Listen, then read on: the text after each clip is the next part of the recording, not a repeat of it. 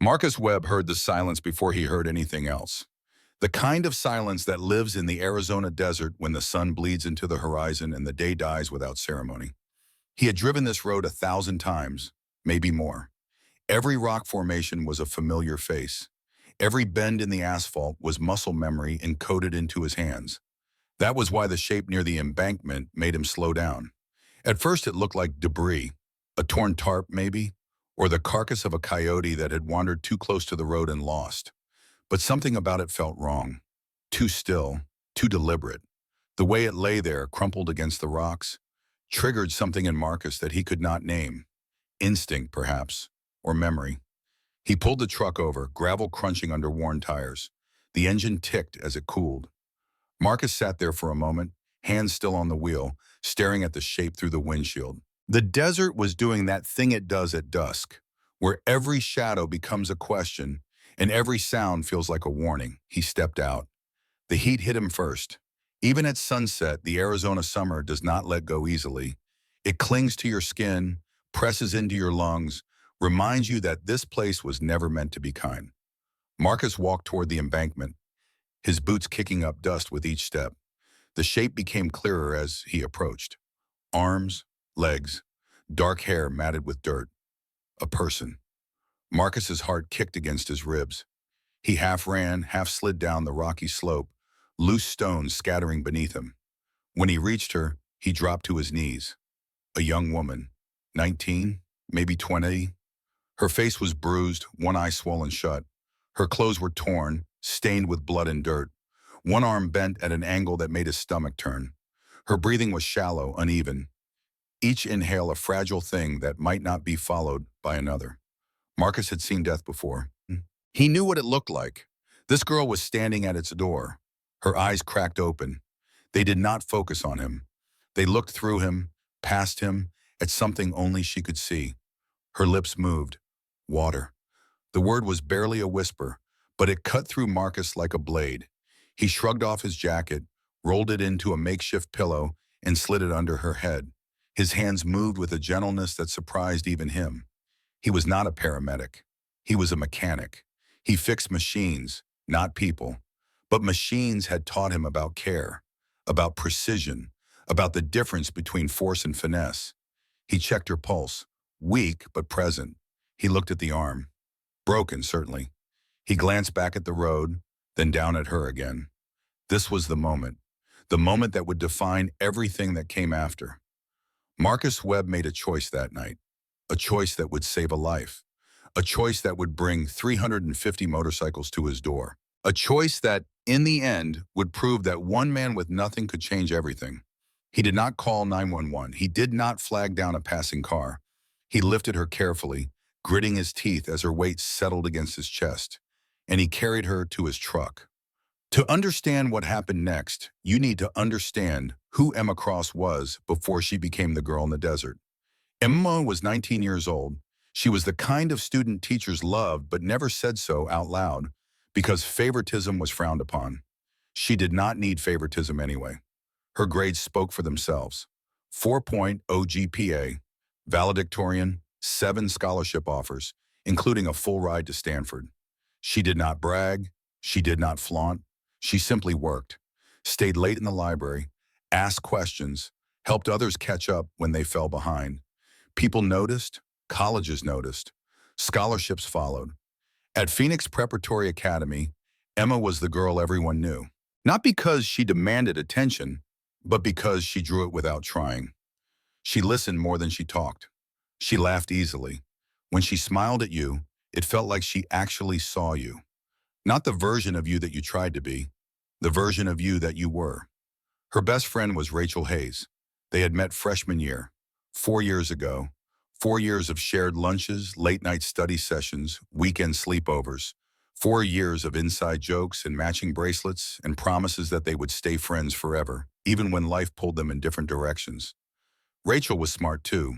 Grade point average 3.8, ranked 5th in the class. She had received 2 partial scholarships. Good schools, respectable schools. Just not Stanford, not MIT, not the schools people whispered about in hallways. Rachel smiled when Emma's name was called for awards. She clapped the loudest. She hugged her best friend and said all the right things. But comparison, when mixed with admiration, can curdle into something darker. Emma won the scholarships. Emma got the praise. Emma, Emma was the one people talked about when they said, she's going to do something big. And Rachel watched all of it, smiling, nodding, swallowing feelings that never quite went away. There was a boy, too. His name was Ethan Martinez, team captain. Easy smile. The kind of guy who made you feel like you were the only person in the room when he talked to you. Both Emma and Rachel liked him. They never said it out loud, but they knew. The kind of knowing that comes from years of friendship. Ethan chose Emma, not dramatically, not with any grand gesture. Just a question after class. Do you want to grab coffee sometime? Emma said yes. Rachel said it was fine. Rachel said she was happy for them and him. Rachel said all the right things. But something shifted after that. Small things. Rachel stopped texting as quickly. She took longer to respond. When Emma shared good news, Rachel's congratulations felt a little thinner, a little more hollow. Emma did not notice. Or maybe she did but chose not to see it, because seeing it would mean acknowledging that something was breaking between them, and Emma did not want that. Rachel was her best friend, her sister in all but blood. So when Rachel suggested the camping trip, Emma said yes immediately. Let's celebrate, Rachel had said, before everything changes. Before you go to Stanford and I go to UC Davis. Let's just have one last adventure. Just us and the group, like old times. Emma thought it was beautiful. A farewell to their shared past, a bridge into their separate futures. She had no idea that Rachel had been planning something else entirely.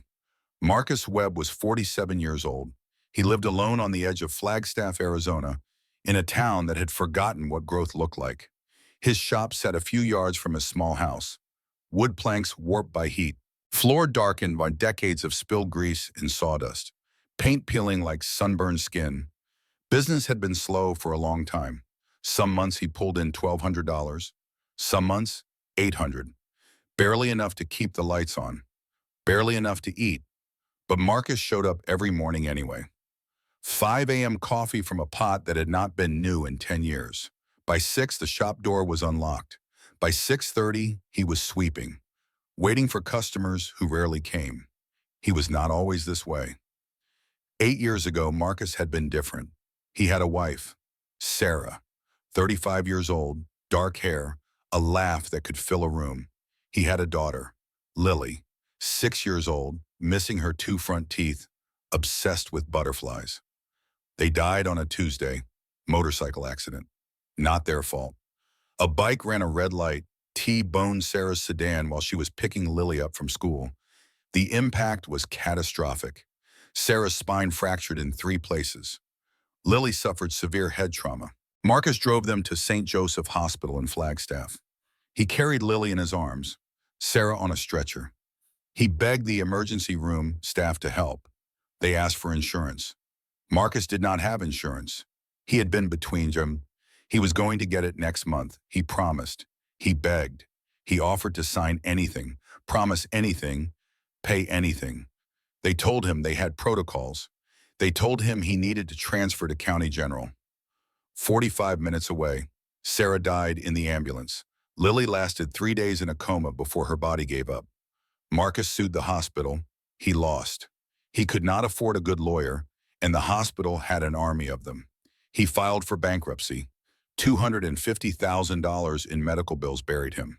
He lost the house, lost the savings, lost everything except the shop, which was protected under some legal clause he did not fully understand. After the funeral, Marcus stopped talking to people. He cut ties with friends, stopped answering the phone, built walls so high that no one could climb them.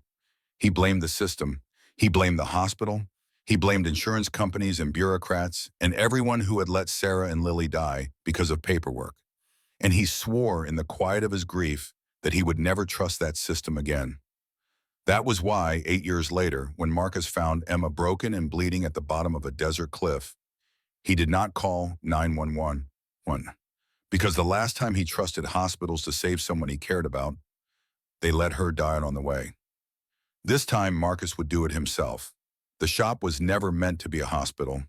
There was a cot in the corner, a relic from the days when Marcus worked through the night and needed somewhere to collapse.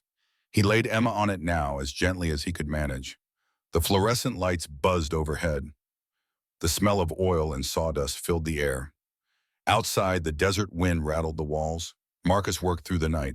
He boiled water on a hot plate, let it cool, and used clean rags to wipe the blood from Emma's face. The gash on her forehead was deep. It needed stitches. He did not have stitches.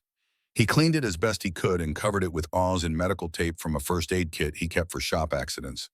Her arm was worse. The fracture was obvious. Bone pressing against skin.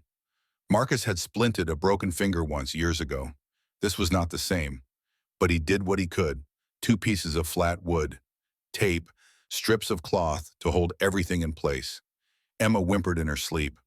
Marcus whispered to her the whole time, "You're okay. You're going to be okay. Just hold on." He did not know if she could hear him. He said it anyway. By 3 a.m. the fever started. Her skin burned. Her whole body shook.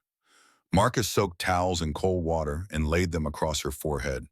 He crushed aspirin into powder and mixed it with water, spooning tiny amounts into her mouth. She swallowed reflexively. The fever broke at dawn. Marcus had not slept. He sat in a folding chair beside the cot, watching her breathe. Every inhale felt like a gift. Every exhale felt like a countdown. When the sun rose, Marcus realized he had a problem. He opened the shop every day. It was routine. People expected it. If he did not open, someone might come looking. Someone might ask questions. He could not risk that. So he hung a sign on the door, "Closed for repairs." Then he went back inside and locked the door behind him. Day 2 was about food. Marcus's pantry was not impressive. 3 pounds of rice, 6 cans of soup, half a loaf of bread, 2 gallons of water. Enough for one person to survive for a week, maybe 10 days if he stretched it. But there were 2 people now. Marcus did the math in his head. If he gave Emma what she needed, he would run out in 4 days. If he rationed carefully, maybe 6. He made a decision. Emma would eat. He would not. He cooked rice until it was almost liquid. He fed it to her with a spoon, one small sip at a time. She was barely conscious, but her body knew what to do. She swallowed, slowly, painfully, but she swallowed. Marcus watched her eat and felt something loosen in his chest, something that had been tight for 8 years. He skipped breakfast. He skipped lunch.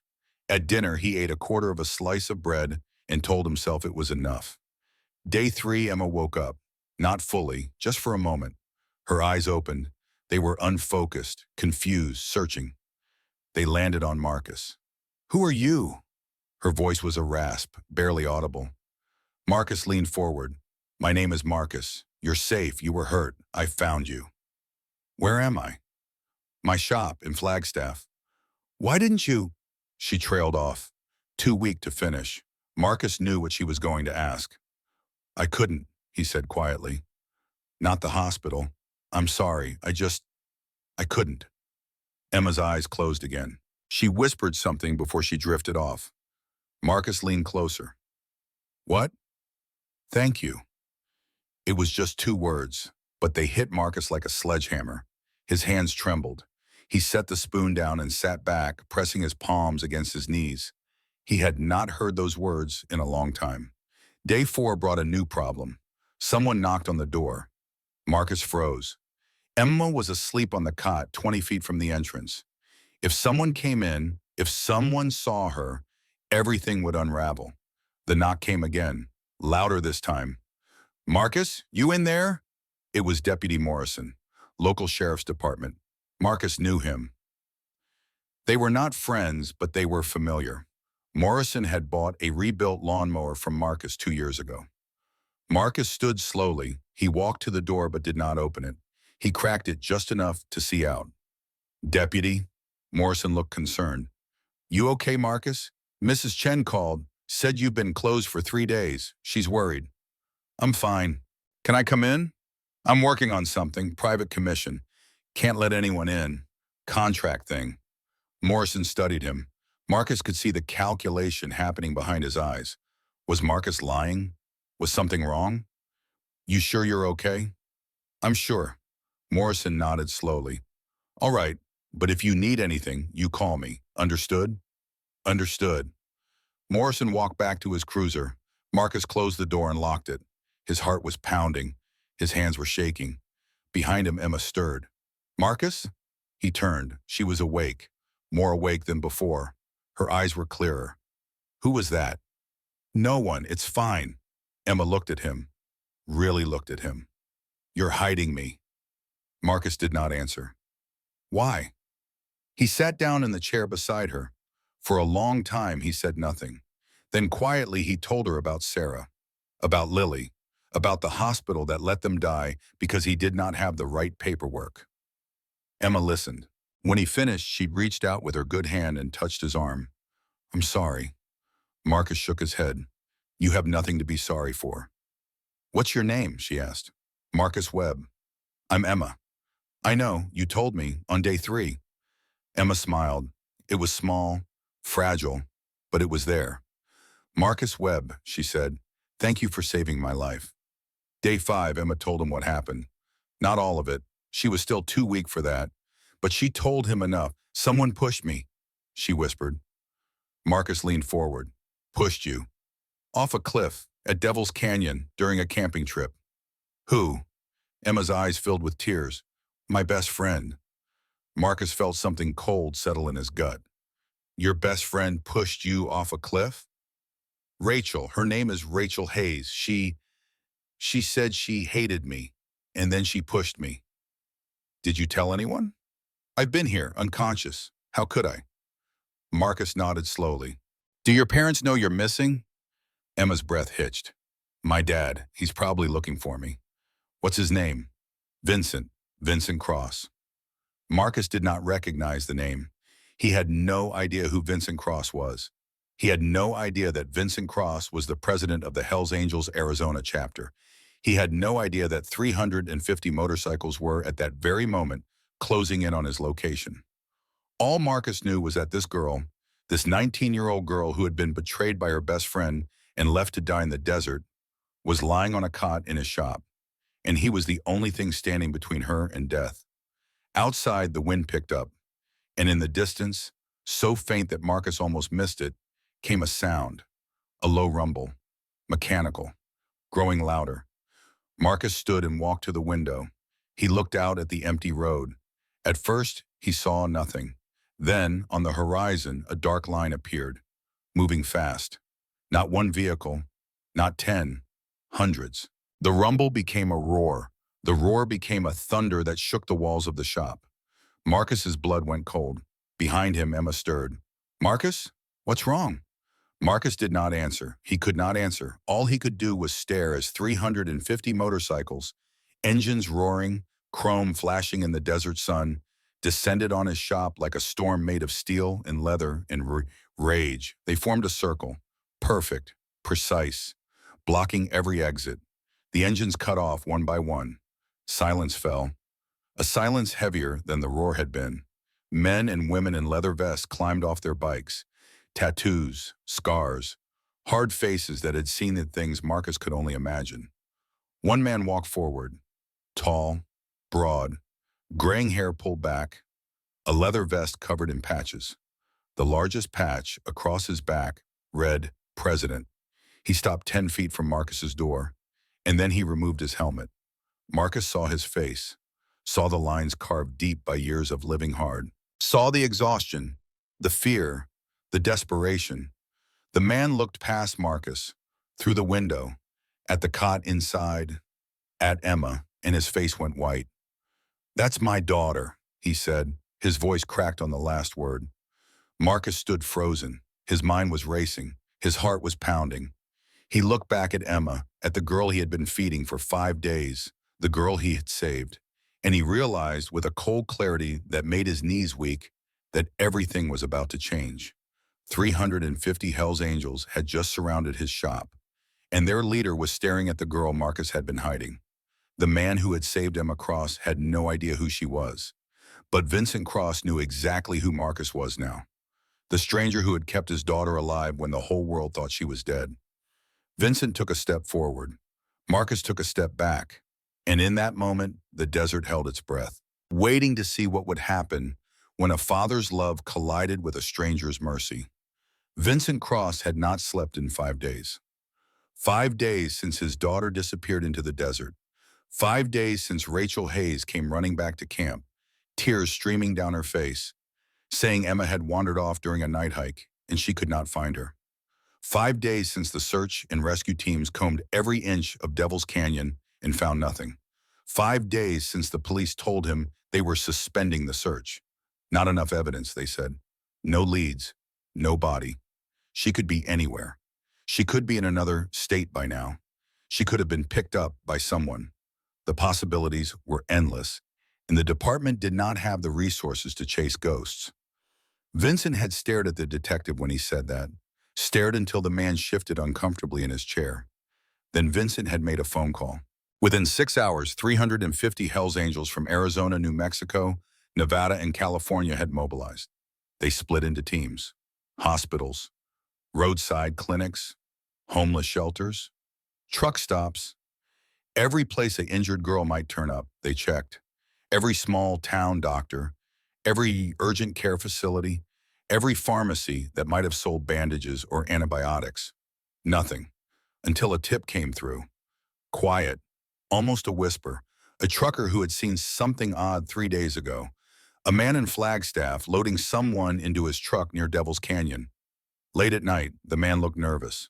The trucker had not thought much of it at the time, but when he heard about the missing girl on the news, something clicked. He made a call. The Hells Angels made another. And now Vincent stood 10 feet from a weathered door, staring through a window at the girl he thought he had lost forever. Marcus Webb did not know any of this. All he knew was that 350 motorcycles had just surrounded his shop, and the man walking toward his door looked like he could tear the building apart with his bare hands. Vincent knocked, not loudly, not aggressively, just 3 measured taps. "Open the door," he said. His voice was steady, controlled, but Marcus could hear the edge underneath, the barely contained storm. Marcus did not move. His mind was racing through scenarios. If he opened the door, they would take Emma. If he did not open the door, they would break it down. Either way, this ended with him losing her. And losing her felt, in that moment, like losing Sarah and Lily all over again. "Please," Vincent said. And that word, spoken by a man who clearly did not say it often, made Marcus's hand reach for the lock. He opened the door. Vincent stepped inside. 5 men followed him, all of them large, all of them silent. They fanned out, eyes scanning the space, assessing threats. But their focus kept returning to the cot in the corner, to Emma. Vincent walked past Marcus like he was not there. His boots echoed on the concrete floor. When he reached the cot, he stopped. For a long moment, he just stood there, staring down at his daughter. Emma's eyes opened, slowly, painfully. She looked up and saw him. "Dad?" The word came out small, confused, like she was not sure he was real. Vincent dropped to his knees. The sound was loud in the quiet shop. He reached out with shaking hands and touched her face, gently, like she was made of glass. "Emma, oh God, Emma." His voice broke. This man, this president of the Hells Angels, this man who commanded respect through fear and reputation, broke. Tears streamed down his face. His shoulders shook. "I thought you were dead," he whispered. "I thought I lost you." Emma tried to sit up, but pain shot through her body. Vincent caught her, supported her, held her like he used to when she was small, and woke from nightmares. "Dad, I'm okay. I'm okay." "You're not okay." Vincent's voice was thick with emotion. "Look at you. Your arm, your head. What happened?" Emma's eyes found Marcus, still standing by the door. "He saved me. Marcus saved me." Vincent turned. For the first time since entering, he really looked at Marcus, saw the exhaustion in his face, the hollow cheeks, the way his clothes hung loose on his frame. "You saved her?" Marcus nodded. "I found her 5 days ago, on the road near Devil's Canyon. She was unconscious, broken arm, head trauma. I brought her here." "Why didn't you call an ambulance?" Marcus hesitated. The truth felt too raw, too personal, but Vincent was staring at him with an intensity that demanded honesty. "I don't trust hospitals," Marcus said quietly. My wife and daughter died because a hospital refused to treat them. I couldn't let that happen again. Vincent stood slowly. He walked toward Marcus. Marcus tensed, expecting violence, expecting anger, expecting to pay for the decision he had made. Vincent stopped in front of him. For a long moment, they just looked at each other. Two men who had both lost people they loved. Two men who understood what it meant to carry that kind of grief. Then Vincent did something Marcus did not expect. He pulled Marcus into a hug. It was brief, awkward, but genuine. When Vincent stepped back, his eyes were red but clear. "You fed her," Vincent said. It was not a question. "Yes." "You don't have any food here. I can see your pantry from here. 6 empty soup cans, a bag of rice, nothing else." Marcus said nothing. Vincent's jaw tightened. "You gave her everything you had, didn't you? She needed to live. And you?" "I could wait." Vincent turned to one of the men who had come in with him. "Tommy, go to the store. Buy everything. I mean everything. Food, water, medical supplies. Fill this place." Tommy nodded and left. Vincent turned back to Marcus. "You saved my daughter's life. You gave her food when you had nothing. You kept her safe when the world gave up looking. I just did what anyone would do." "No," Vincent's voice was firm. "No, Marcus. Most people would have called 911 and walked away. You stayed. You sacrificed. You risked everything to keep her alive." One of the other men spoke up. "Boss, we should get her to the clinic." Vincent nodded. "Call Dr. Torres. Tell him we're bringing Emma in. Full medical team. No questions." Marcus stepped forward. "Clinic? Not a hospital?" "Private clinic," Vincent said. "Run by a retired Army surgeon. Someone I trust. Someone who won't ask the wrong questions or file the wrong reports." Marcus understood. Vincent was protecting Emma from whoever had hurt her, from whatever had happened. "Marcus," Vincent said, "you're coming with us." It was not a request. The convoy moved through Flagstaff like a mechanical river. 350 motorcycles, engines synchronized, creating a sound that made windows rattle and car alarms sing. In the middle of the formation, a van carried Emma, Marcus, and Vincent. Emma lay on a stretcher now. Proper medical equipment replacing Marcus's improvised first aid. An IV dripped fluids into her arm. Her vital signs were being monitored by a paramedic who rode with them. "Blood pressure is low," the paramedic said. "Dehydration is severe, but she's stable." Vincent nodded. He had not let go of Emma's hand since they left the shop. Marcus sat in the corner of the van, watching, feeling like an intruder in this moment. Like he did not belong here anymore. His part was done. He had kept Emma alive. Now her father would take over. Emma's eyes opened. She looked at her father, then at Marcus. "Don't let him leave," she whispered. Vincent looked at Marcus. "You hear that? You're not going anywhere." The clinic was in East Phoenix, tucked into an industrial area where warehouses lined the streets and nobody asked questions. From the outside, it looked like any other storage facility. Gray concrete, rolling doors, no signs. Inside was a different story. The space had been converted into a full medical suite. Exam rooms, surgical theater, recovery ward, state-of-the-art equipment that would make most hospitals jealous. This was where Hell's Angels brought their people when hospitals were not an option. Dr. Samuel Torres was waiting when they arrived. 62 years old, silver hair, steady hands. He had been a combat surgeon for 20 years before retiring. Now he worked for the people who needed him most. He took one look at Emma and started barking orders. "Get her into exam 2. I need x-rays, CT scan, full blood panel. Start another IV, and someone get me her medical history." Vincent followed the gurney. Marcus started to hang back, but Emma reached out and grabbed his hand. "Stay," she said. So he stayed. The x-rays showed what Marcus had suspected. Fractured radius and ulna in the left arm, hairline fracture in the right ankle, 3 cracked ribs. The CT scan revealed a mild concussion, but no brain bleeding. Dr. Torres delivered his assessment to Vincent and Marcus in the hallway outside Emma's room. "She'll recover fully. The arm will need a cast for 6 to 8 weeks. The ribs will heal on their own. The concussion is mild. But here's what you need to understand." He paused, making sure they were both listening. "She was dying. Severe dehydration. Another 24 hours without fluids and food, and she would have gone into organ failure. You brought her in just in time. Vincent looked at Marcus. How did you know what to do? I didn't, Marcus admitted. I tried. I gave her water, food. I kept her warm. I watched her breathe. Doctor. Torres studied Marcus with new interest. You had no medical training? None. But you kept her alive for 5 days with a broken arm, cracked ribs, a head injury, and severe dehydration. Marcus shrugged. I couldn't let her die. Dr. Torres nodded slowly. You're either very lucky or very good. Maybe both.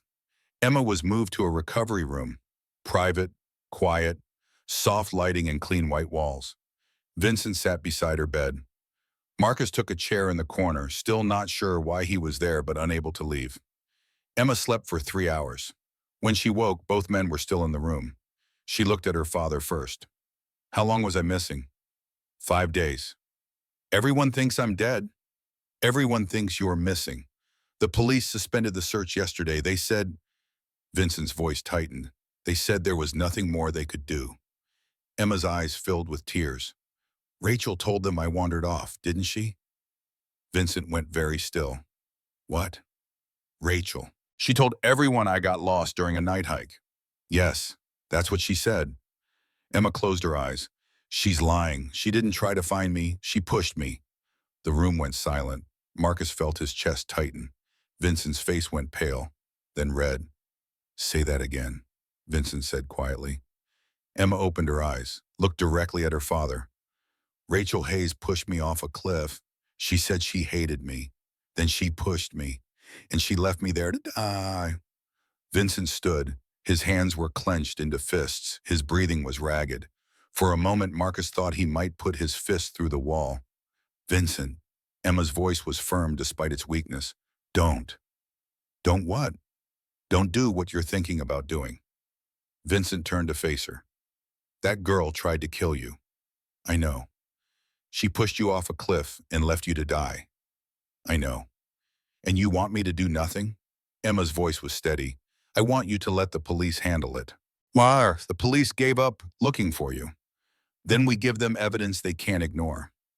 Vincent stared at his daughter, seeing something in her he had always known was there, but had never fully appreciated. Strength, clarity, steel beneath the softness. What kind of evidence? He asked. Emma looked at Marcus.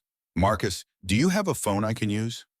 Marcus pulled out his ancient flip phone. Emma almost laughed. Something with internet? Vincent handed her his smartphone. Emma took it with her good hand and started typing. Her fingers moved slowly, carefully. Rachel posted on social media after I went missing, Emma said. She's been posting the whole time, playing the worried friend. She pulled up Instagram, found Rachel's account, scrolled through the recent posts. There, a photo from 5 days ago. The caption read, Beautiful morning at Devil's Canyon, praying Emma comes home safe. The photo showed the view from Lookout Point, the exact spot where Emma had fallen. Emma tapped the photo, went into the details, found the metadata. Look, she said, holding up the phone. Vincent leaned in. Marcus came closer. The timestamp read 7:18 a.m., July 13th. What time did she push you? Vincent asked. Around 7:15, right after sunrise. So this photo was taken 3 minutes after you fell? Yes. Vincent's voice was ice. She pushed you off a cliff, then she stopped to take a picture of the view and posted it hours later, pretending to be worried about me. Marcus spoke up. That's evidence, digital evidence. The metadata proves she was at that location at that exact time. Vincent looked at him. You know about metadata? I used to work with electronics before I became a mechanic. Metadata doesn't lie. It's coded into the file. Timestamp, location, device information, all of it. Vincent took the phone from Emma, stared at the photo, at the serene landscape, at the caption about prayers and safety. She took a photo, he said slowly. While my daughter was dying at the bottom of a cliff, she took a photo. Emma reached for her father's hand. Dad, promise me. Promise you'll let the police handle this. Vincent did not answer. Dad, please. If you go after Rachel, you'll go to prison. And I'll lose you. I already almost died. Don't make me lose you too. Vincent closed his eyes. Marcus watched the war happening inside him.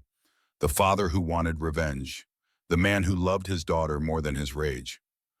Okay, Vincent finally said. We do this the legal way. Emma squeezed his hand. Thank you. Vincent turned to one of the men standing guard outside the door. Get Tommy in here, now. Tommy arrived 2 minutes later, laptop under his arm. Tommy, I need you to dig, Vincent said. Rachel Hayes, Phoenix, find everything, social media, search history, everything. Tommy sat down and opened his laptop. His fingers flew across the keyboard. What am I looking for? Proof that she tried to kill my daughter. Tommy worked in silence for 10 minutes.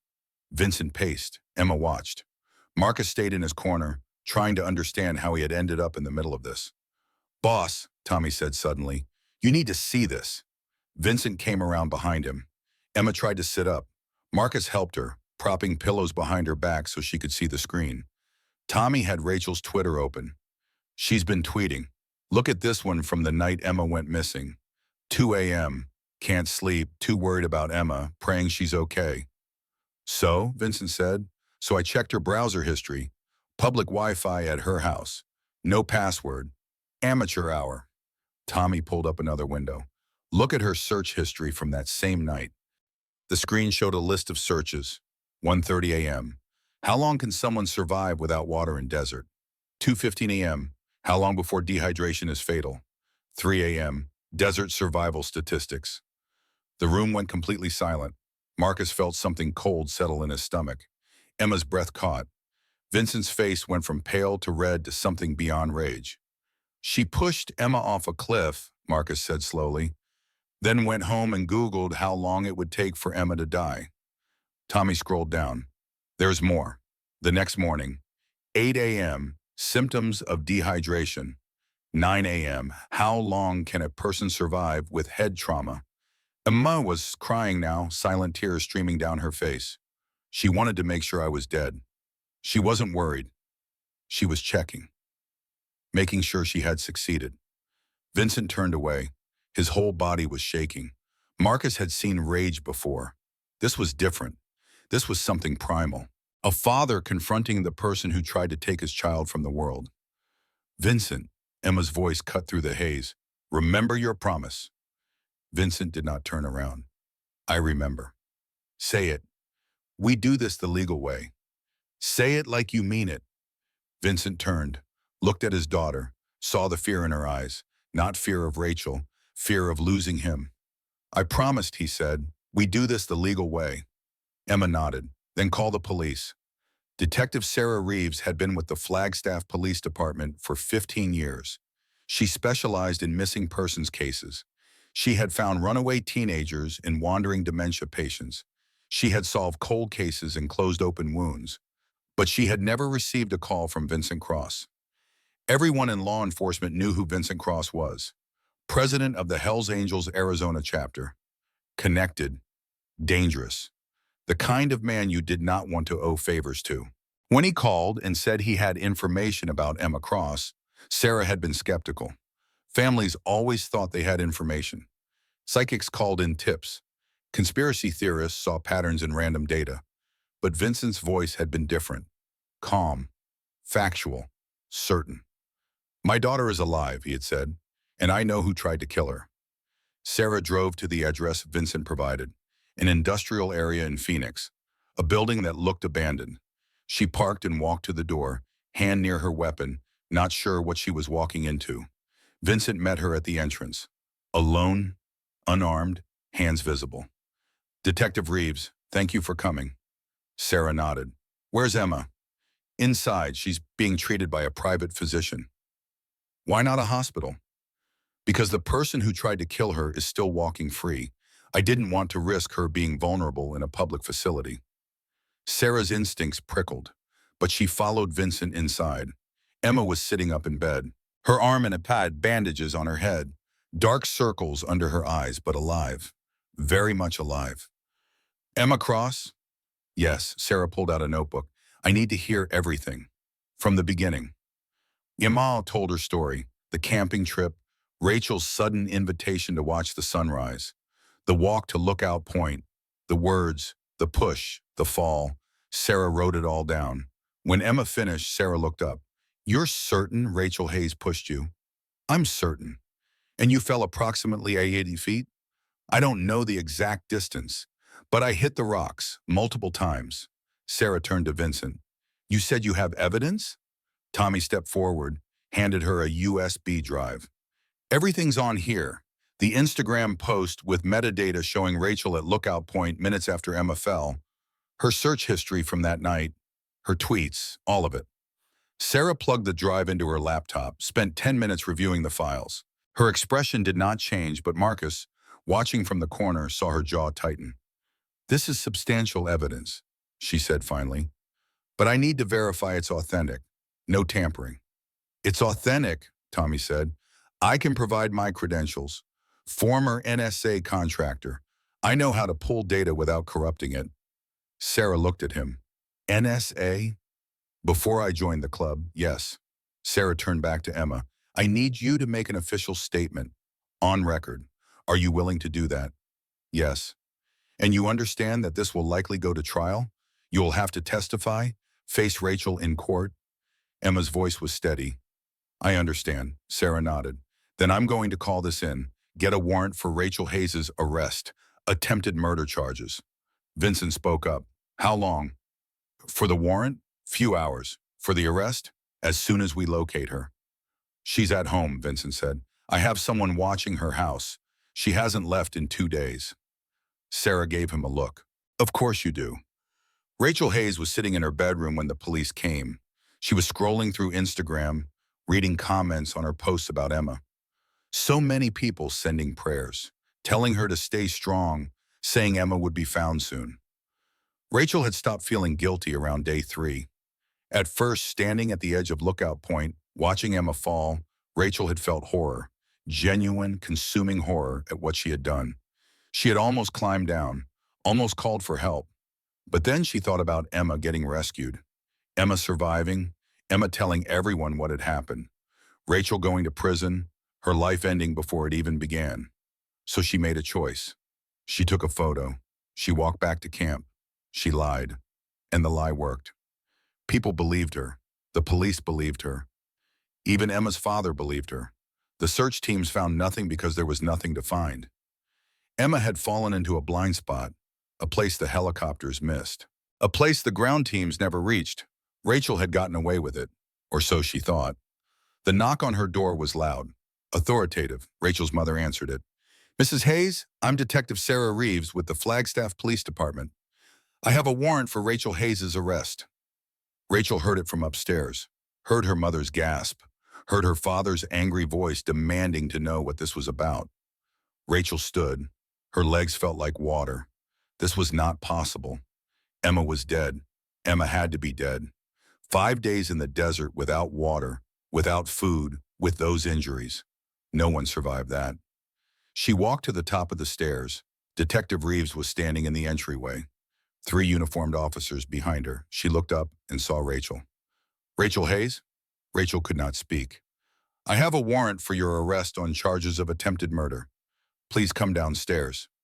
"There must be a mistake," Rachel's father said. "My daughter would never hurt anyone."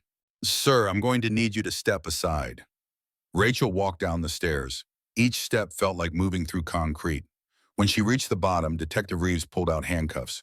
"Rachel Hayes, you have the right to remain silent.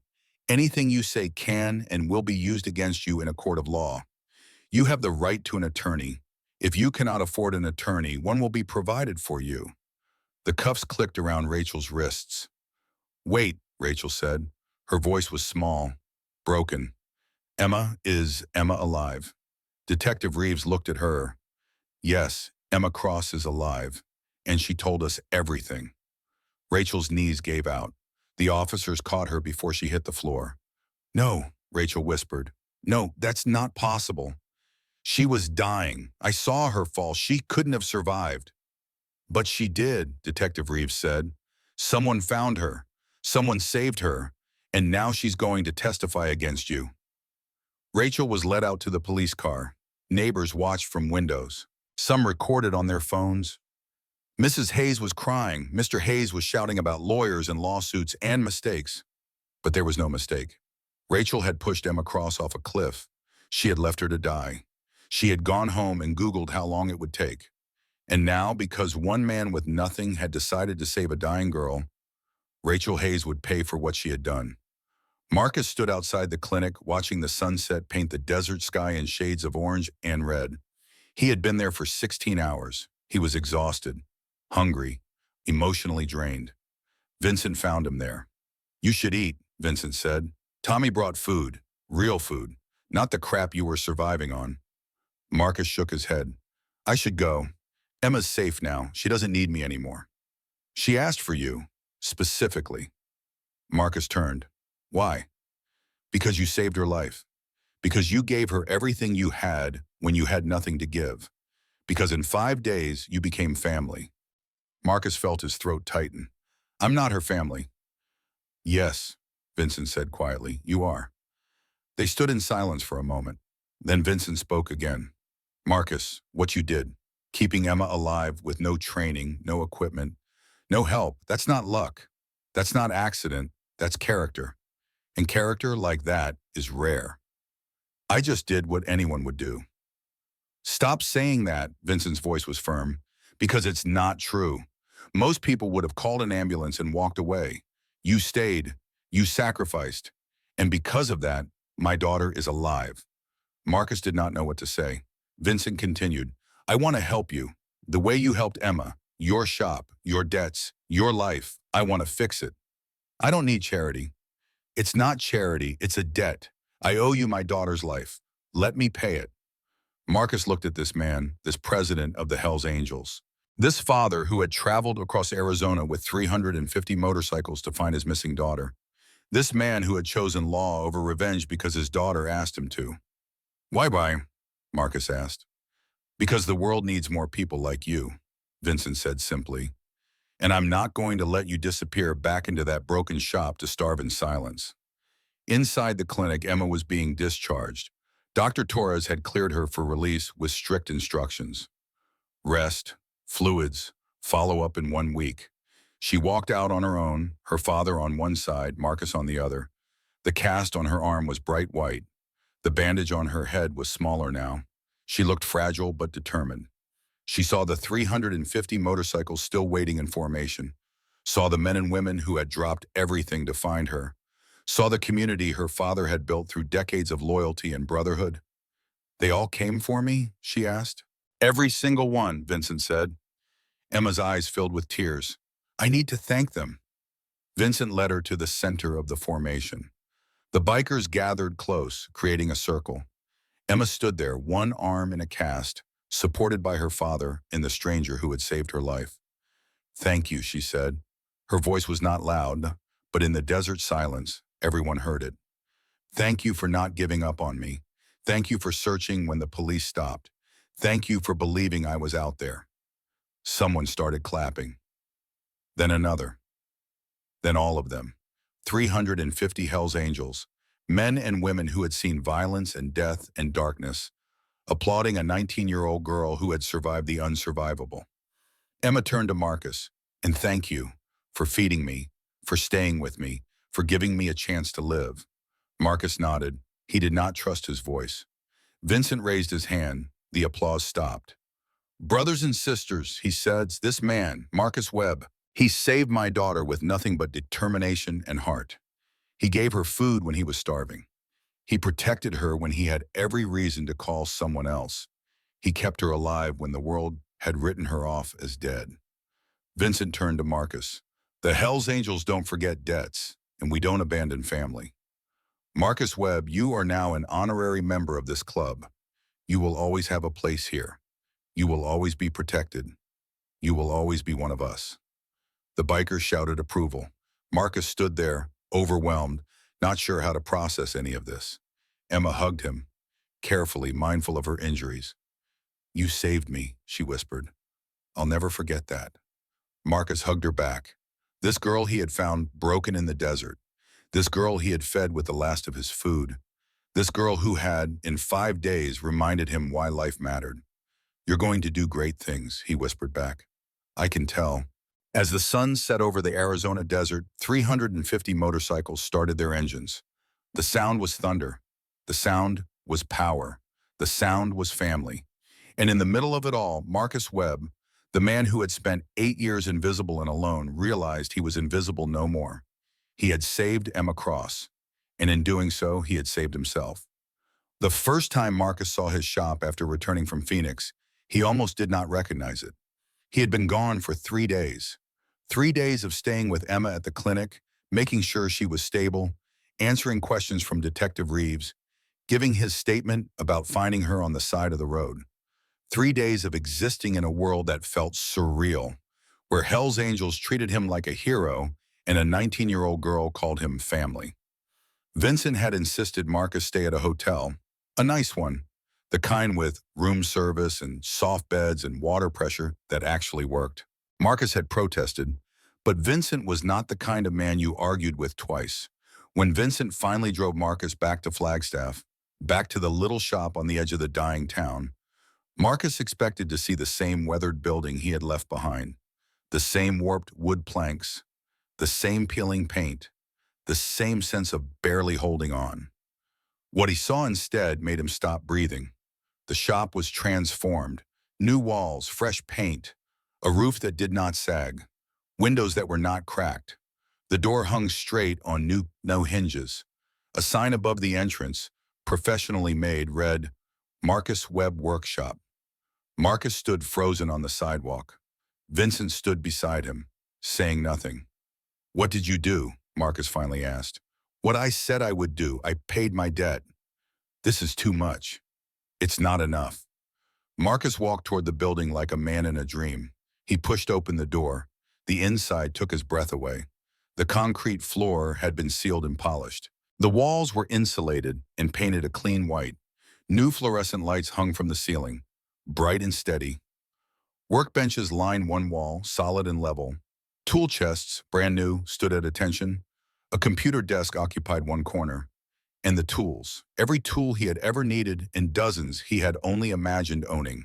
Drills, saws, sanders, lathes, welders, all top of the line, all waiting. Marcus turned to Vincent. I can't accept this. You already did. I had your locks changed. Those are your keys. Vincent held out a key ring. Marcus took it with shaking hands. Because you gave my daughter a chance to live. Because you sacrificed when you had nothing to sacrifice.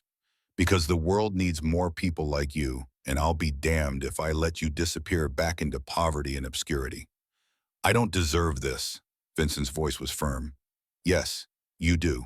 And if you say you don't one more time, I'm going to rebuild the whole thing even bigger, just to spite you. Marcus almost smiled. Almost.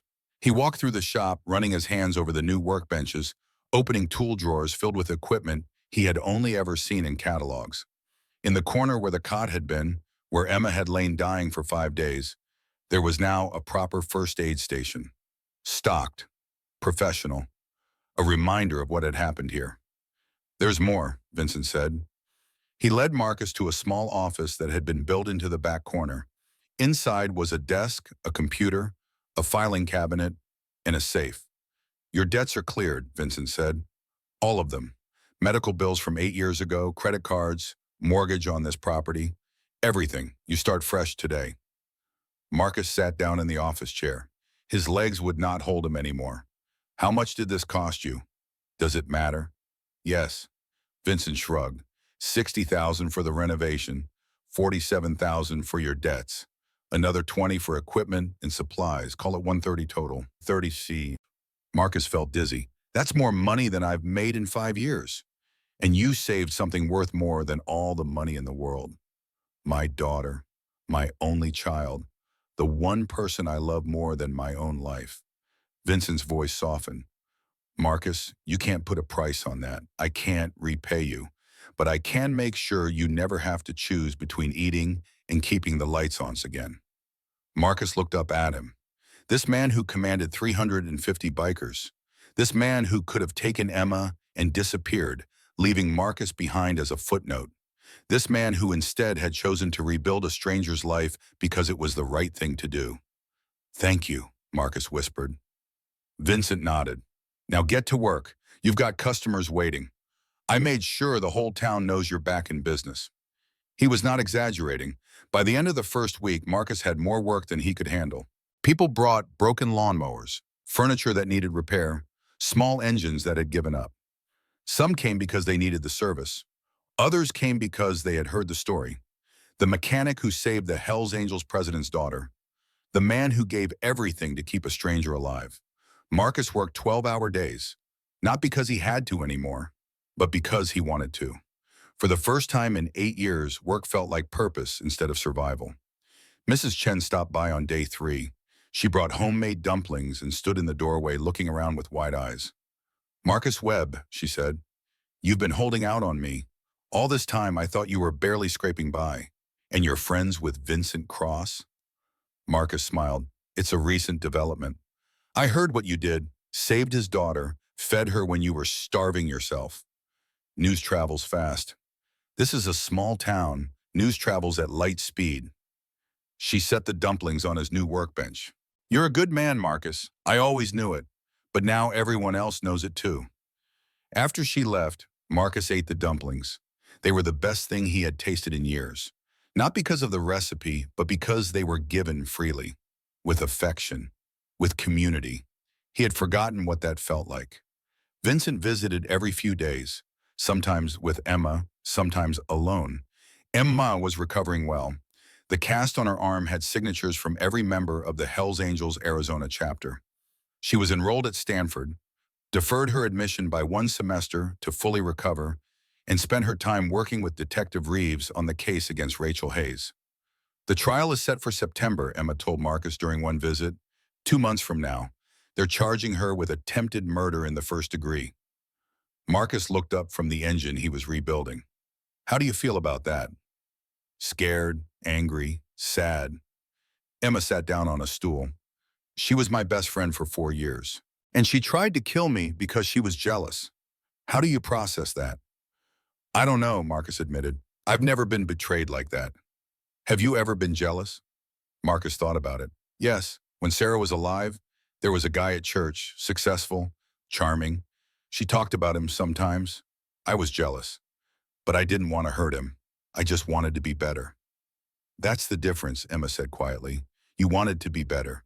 Rachel wanted me to be worse, or gone." They sat in silence for a moment. Then Emma spoke again. "Will you come to the trial? I'd like you there." "If you want me there, I'll be there." "I want you there." Marcus nodded. "Then I'll be there." The courtroom was packed. September 20th.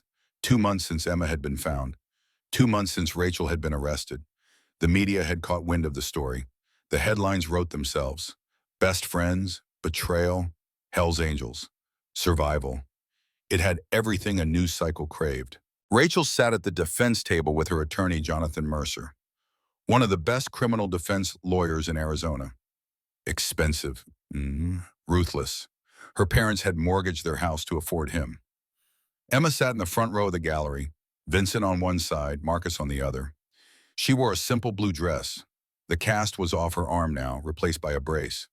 The scar on her forehead had faded but was still visible, a permanent reminder of the day her best friend tried to erase her from the world. Rachel had not looked at Emma once since entering the courtroom. The prosecutor was Mitchell Chen, district attorney, 42 years old, known for methodical preparation and devastating cross-examinations. He stood when the judge entered. "All rise." The Honorable Judge Patricia Whitmore presiding. Judge Whitmore was 60, silver hair pulled back, sharp eyes that missed nothing. She had a reputation for being fair but unforgiving of nonsense. "Please be seated." Her voice carried authority. "We're here today for the case of the state of Arizona versus Rachel Marie Hayes. Ms. Hayes is charged with attempted murder in the first degree. Mr. Mercer, how does your client plead?" Jonathan Mercer stood. "Not guilty, Your Honor." "Very well, Mr. Chen, you may present your opening statement."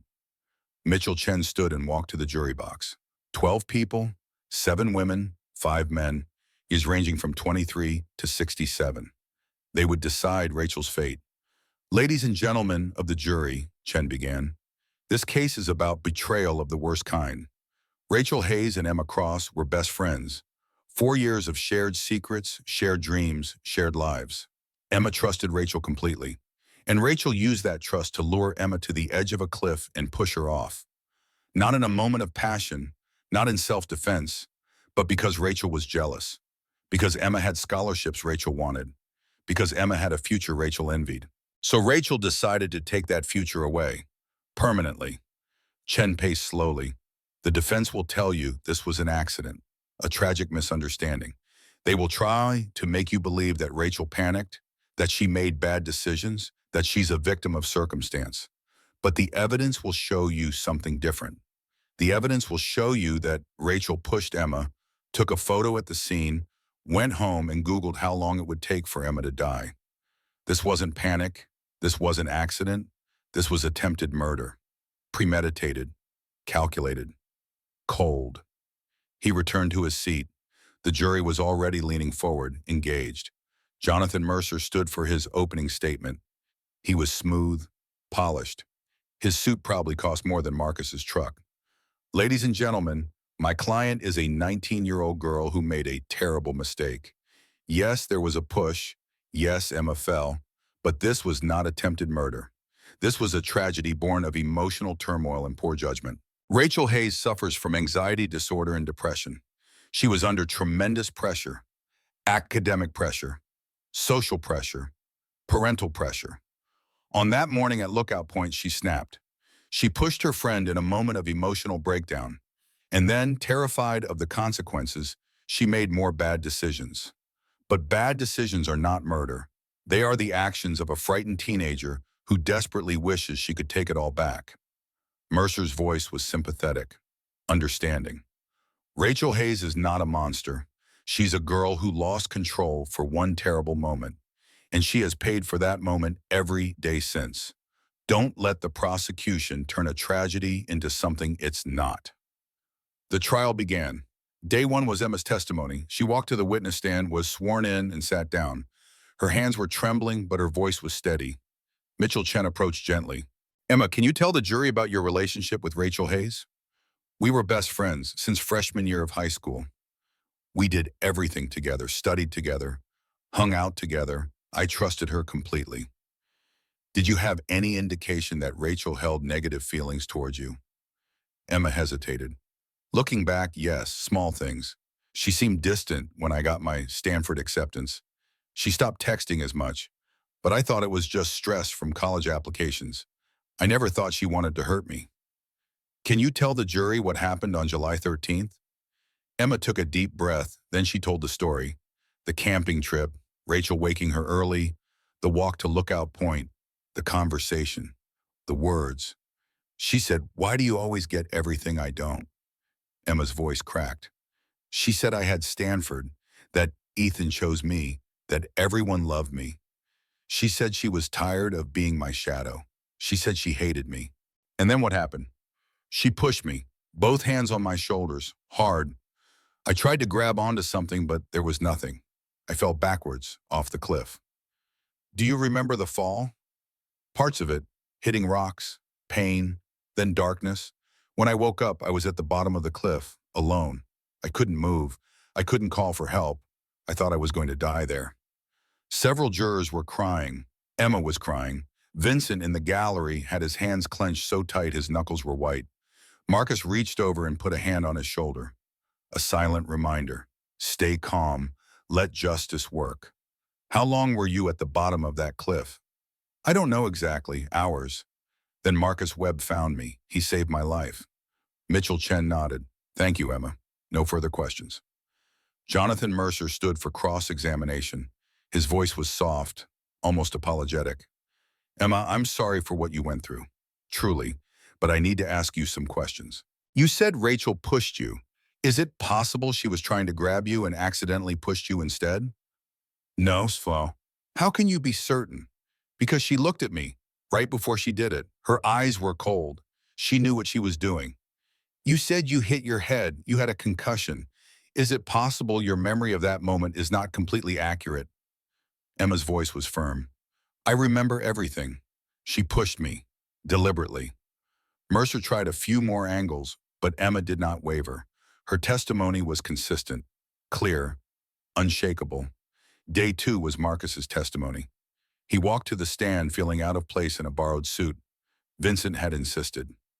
"You're a witness, not a defendant. Look the part." Mitchell Chen's questions were straightforward. Marcus described finding Emma, her condition, the 5 days of care, the decision not to call emergency services. "Why didn't you call for help?" Chen asked. Marcus told the story, Sarah and Lily. The hospital that refused treatment, his distrust of the system. "So you saved her yourself?" "I did what I could." The doctor who examined Emma testified that without your intervention, she would have died within 24 hours. Chen turned to the jury. Marcus Webb, a man who had been living on less than $1,000 a month, gave a dying stranger the last of his food and water. He skipped meals to keep her alive. He risked legal consequences to protect her. That's not medical expertise. That's character. When Marcus stepped down, Emma mouthed, "Thank you." He nodded and returned to his seat. Day 3 was the digital forensics expert. Tommy took the stand, former NSA contractor, current Hells Angels member. He presented the metadata from Rachel's Instagram photo, the timestamp, the location data, the fact that it was taken minutes after Emma fell. Then he presented Rachel's search history, every query, every timestamp, every piece of evidence that showed Rachel had not been panicking. She had been calculating. The jury looked horrified. Day 4 was Vincent's testimony. He wore a suit, no leather vest, no patches, just a father talking about searching for his missing daughter. "I mobilized 350 people," he said. "We searched for 5 days. Hospitals, clinics, shelters, every place she might have been taken. The police had given up. They said there was nothing more they could do, but I couldn't give up. She's my daughter. My only child. I would have searched forever if I had to." "What was it like when you found out she was alive?" Vincent's voice broke. "It was like getting a miracle I didn't deserve. I thought I had lost her. And then Marcus Webb gave her back to me." On day 5, the defense called Rachel to the stand. It was a gamble. Defense attorneys rarely put their clients on the stand. Too risky. But Mercer needed to humanize Rachel. Needed the jury to see her as a scared teenager, not a calculating would-be killer. Rachel wore a conservative dress. Her hair was pulled back. She looked young, vulnerable. Exactly what Mercer wanted. "Rachel," Mercer said gently, "tell the jury what happened that morning." Rachel's voice was soft. "Emma and I went to watch the sunrise. We were talking about the future, about how everything was changing. And I broke down. I told her how I felt, how I was always second, always in her shadow. And she didn't understand. She tried to comfort me, but it made it worse. I got angry. I pushed her, but I didn't mean for her to fall. I swear, I didn't."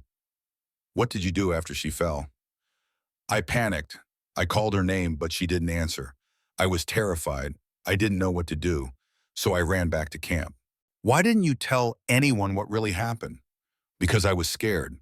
Because I knew how it would look. I thought if I just said she wandered off, we'd find her, and I could apologize. I never wanted her to die. I never wanted any of this. It was a good performance. Rehearsed but not robotic. Emotional but not hysterical. If the jury had only heard this, they might have believed her." But then Mitchell Chen stood for cross-examination. He walked to the witness stand slowly, deliberately. When he spoke, his voice was calm. "Ms. Hayes, you said you panicked after Emma fell?" "Yes." "But you stopped to take a photograph." Rachel's face went pale. I don't remember that." Chen pulled out a printed copy of the Instagram post. "This is your photo, posted from your account, taken at 7:18 a.m. according to the metadata, 2 minutes after Emma fell. You stopped to take a picture of the view?" "I must have taken it before I pushed her." "The metadata doesn't lie, Ms. Hayes. You took this photo after Emma was already at the bottom of that cliff, while she was dying." Rachel's composure cracked. "I wasn't thinking clearly. I was in shock." "Were you in shock when you got home and Googled, how long can someone survive without water in desert?"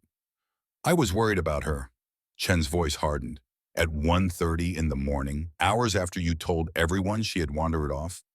You were worried, so you researched survival statistics instead of helping search teams narrow their focus? I just wanted to understand. Understand what? How long it would take for your best friend to die?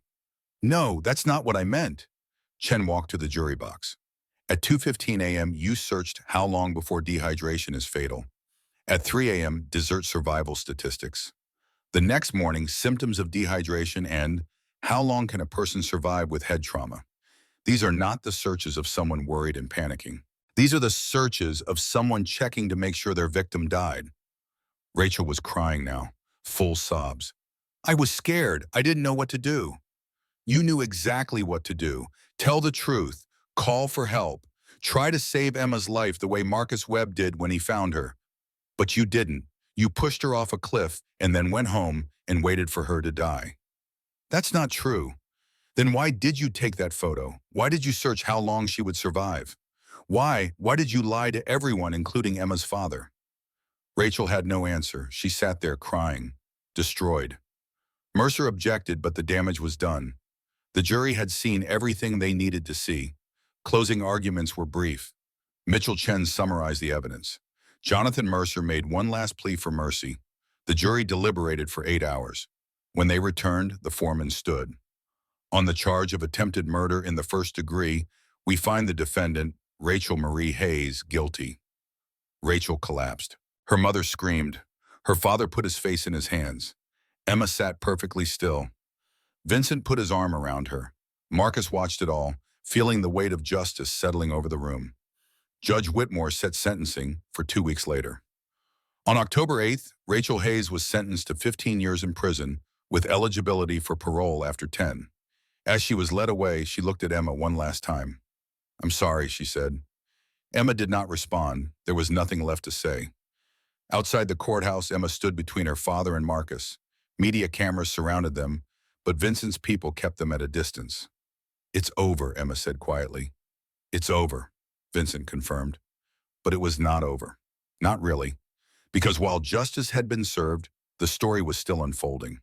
The ripples were still spreading. And the true legacy of what Marcus Webb had done was only beginning to take shape. 6 months passed. Emma returned to school. Stanford, computer science major. She started a foundation called Second Chances. Its mission was to help survivors of betrayal and violence to find support and community. Marcus's shop thrived. He hired 2 apprentices, young men from difficult backgrounds. He taught them the trade, gave them purpose, paid them fairly. Vincent stayed close. He visited Flagstaff every few weeks, sometimes with business, sometimes just to check in. And then in April, Vincent called a meeting. Marcus arrived at the Hells Angels clubhouse in Phoenix at noon. The building was larger than he expected, cleaner, more organized. This was not the stereotype. This was a brotherhood. Vincent led him to a conference room. 20 people were already there, senior members, financial advisors, a lawyer. Marcus, Vincent said, sit down. We have something to show you.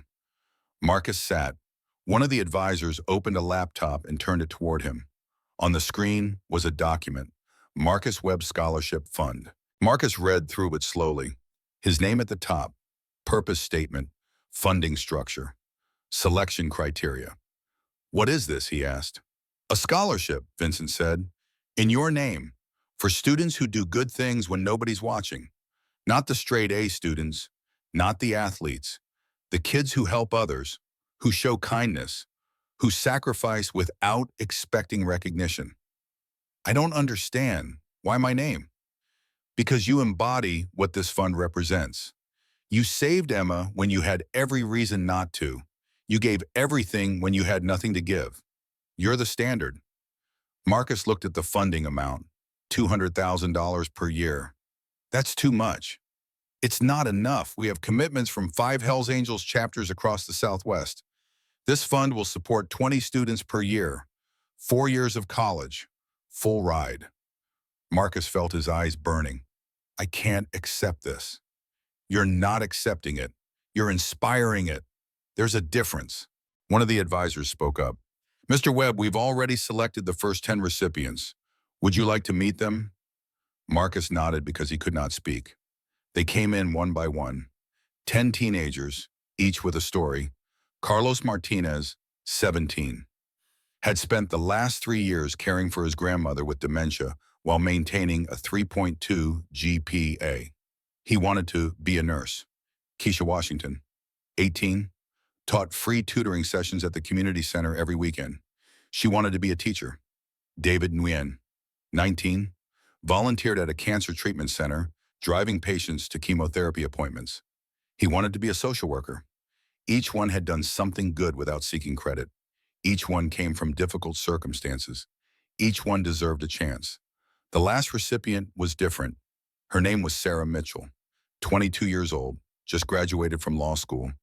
She walked in and Marcus felt something click in his memory. He knew her face. But from where? "Mr. Webb," she said, "I don't know if you remember me." "I'm sorry, I don't." Sarah smiled through tears. 10 years ago, I was 12. My family had just gone through bankruptcy. My parents were getting divorced. We had no money. I was hungry all the time. You ran a shop in Flagstaff. I used to ride my bike past there every day after school. Marcus's memory stirred. "One day my bike chain broke. I stopped at your shop. You fixed it for free. And then you gave me a sandwich. You said you had made too much lunch and didn't want it to go to waste. But I knew you made it for me." "Sarah," Marcus whispered. The memory was clear now. A skinny girl with a broken bike. He had fixed the chain, given her food, watched her ride away. "You did that every day for 2 months," Sarah continued, "until my mom got a new job and we moved. You never asked my name, never asked for anything. You just helped. And because of that, I didn't give up. I finished school. I went to college. I went to law school. I just passed the bar exam. I'm a public defender now. I help people who can't help themselves." Sarah walked to Marcus and took his hands. "You saved me 10 years ago, the same way you saved Emma 6 months ago. This is who you are. This is what you do. And this scholarship will make sure other people like you keep existing." Marcus broke. He had not cried in 8 years, not since Sarah and Lily died. But now, sitting in this room full of strangers who had become family, surrounded by evidence that his life had mattered, he wept. Vincent put a hand on his shoulder. "You're not invisible anymore, Marcus. You never were.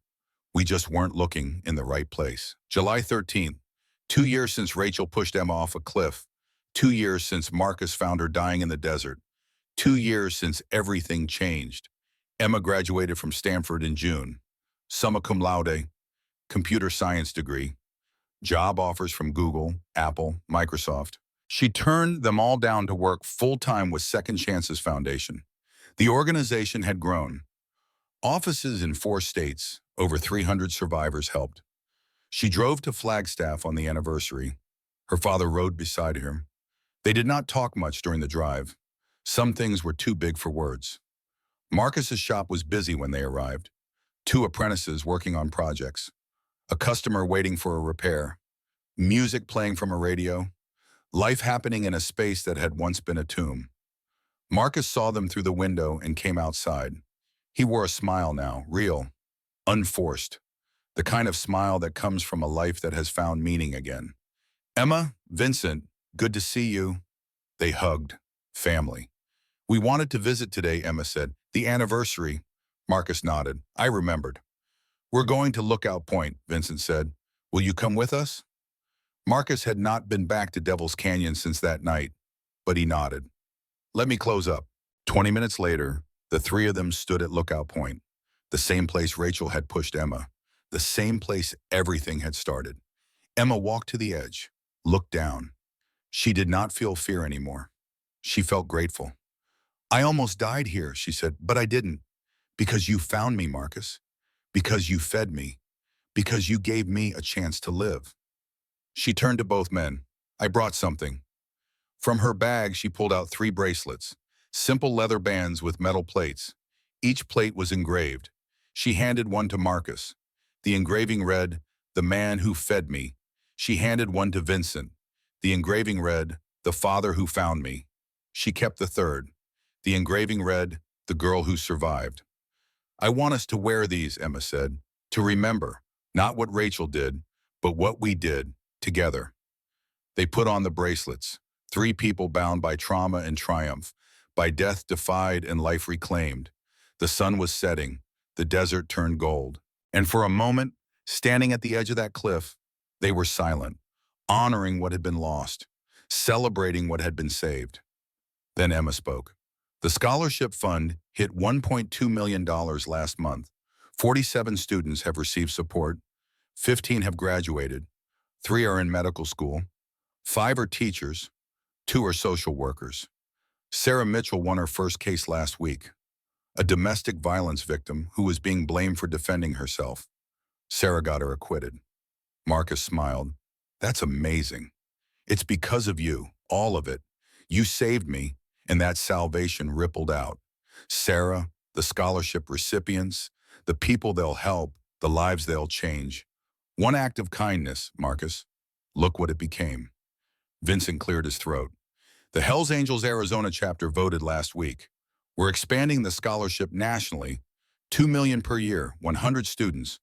We're calling it the Marcus Webb Legacy Fund. Marcus shook his head. That's too much. It's exactly right, Vincent said. You taught us something.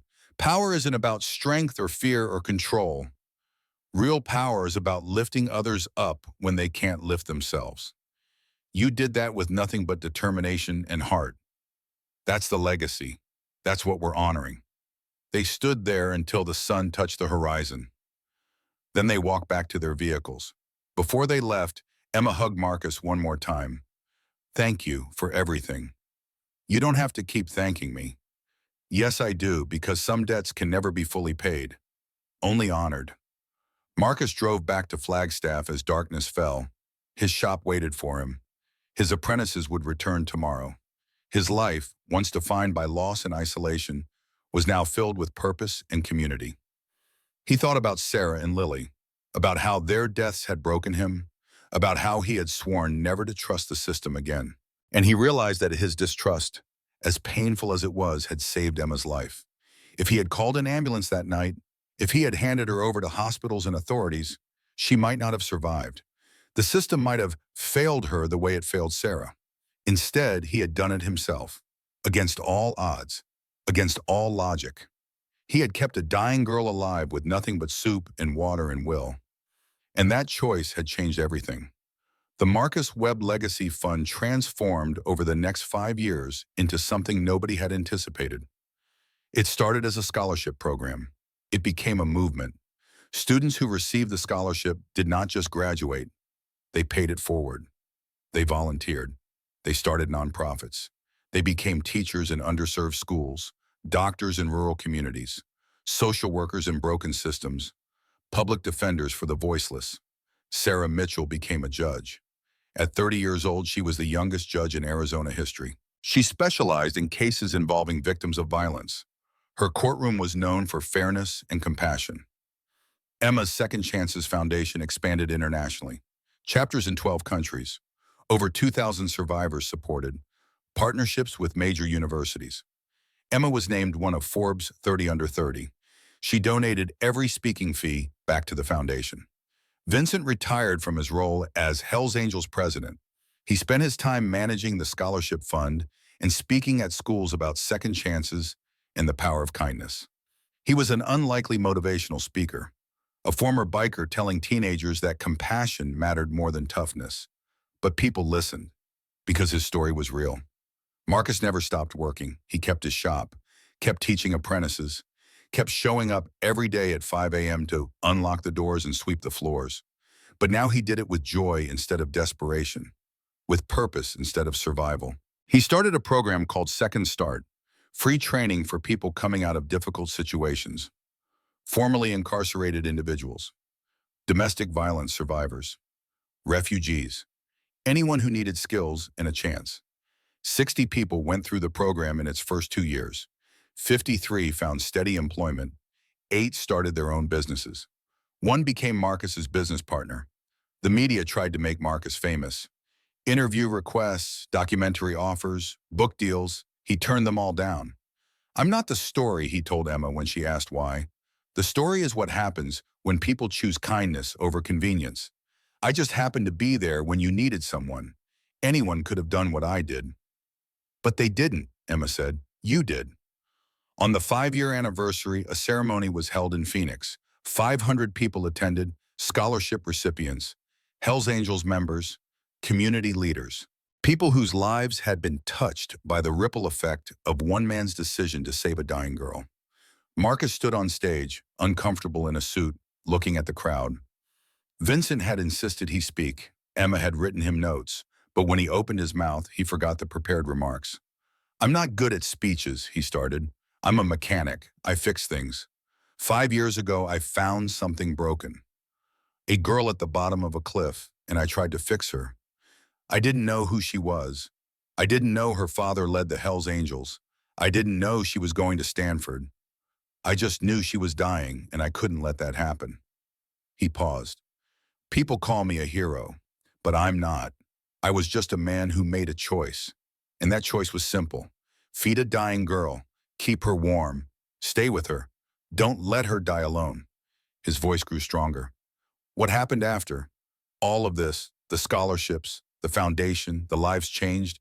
That's not because I'm special. It's because kindness compounds. Every act of good creates more good. Emma survived, so she helped others survive. Sarah survived, so she helps others find justice. The scholarship recipients graduate and become teachers and doctors and social workers who help more people. One act becomes 10, 10 becomes 100, 100 becomes 1,000. Marcus looked directly at the audience. You don't need to save someone from a cliff to make a difference. You just need to notice when someone's struggling and choose to help. That's it. That's the whole secret. Notice and help. The world changes one person at a time.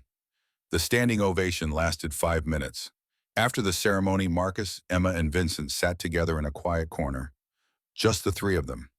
Family. I've been thinking, Emma said, about writing a book, about what happened, about you, about all of it. You don't need my permission, Marcus said. I know, but I want your blessing. Marcus thought about it. About privacy, about staying invisible, about all the reasons he preferred obscurity. Then he thought about Sarah Mitchell, about the 47 scholarship recipients, about the apprentices he had trained, about the ripples still spreading. Okay, he said, but make sure people understand. I'm not the miracle. The miracle is what happens when we choose compassion over indifference, when we sacrifice for strangers, when we believe that every life matters. Emma smiled. I can do that.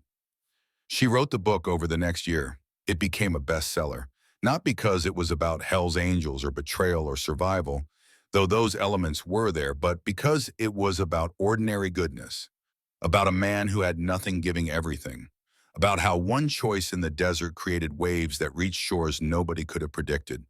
The book inspired 100 more Marcus Webbs, people who started feeding the homeless, who volunteered at shelters, who noticed suffering and chose to ease it, who stopped waiting for someone else to fix problems and fix them themselves. And Marcus went back to his shop, back to his apprentices, back to his life of quiet purpose. Because in the end, he had learned something Sarah and Lily's deaths had tried to teach him 8 years ago. Life is fragile, precious, temporary, and the only way to honor those we've lost is to protect those we can still save.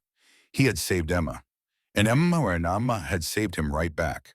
Not from death, from something worse, from a life without meaning, from years of invisible suffering, from the belief that his existence did not matter. She had shown him, with her survival and her gratitude and her determination to pay it forward, that every life touches countless others.